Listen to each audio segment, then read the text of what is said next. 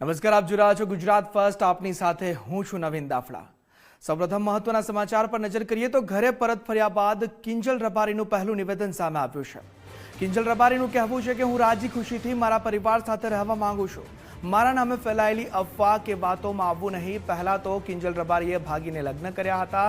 અન્ય સમાજના યુવક સાથે કિંજલ રબારીએ લગ્ન કર્યા અને જ્યારે બંને સમાજની બેઠક મળી તે બાદ કિંજલ રબારી ઘરે પરત આવી ગઈ હતી અને તે પરત આવ્યા બાદ થોડા સમય પછી હવે કિંજલ રબારીનું પહેલું નિવેદન પરત આવ્યા પછી કિંજલ રબારીનું પહેલું નિવેદન આ છે કે હું રાજી ખુશીથી મારા પરિવાર સાથે રહેવા માંગુ છું. મારા નામે ફેલાયેલી અફવા કે વાતોમાં આવવું નહીં તેવું નિવેદન કિંજલ રબારી જે લોકગાયિકા છે તેમના દ્વારા પ્રથમ નિવેદન આપવામાં આવ્યું છે કે હું રાજી ખુશીથી પરત આવીશું ને એમના વિશે જે અફવાઓ છે તેના પર ધ્યાન ના આપવું.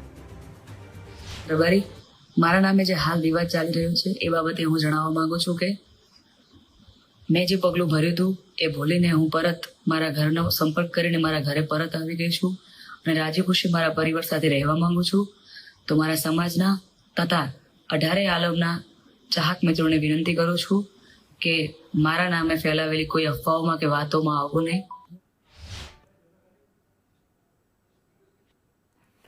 આજ મુદ્દે આપણી સાથે યશપાલ વાઘેલા જોડાયા છે. યશપાલ, કિંજલ રબારીનું પ્રથમ નિવેદન ઘરે પરત ફર્યા બાદ કે અફવાઓમાં આવવી નહીં, હું રાજી ખુશીથી આવ્યો છું, શું છે અપડેટ?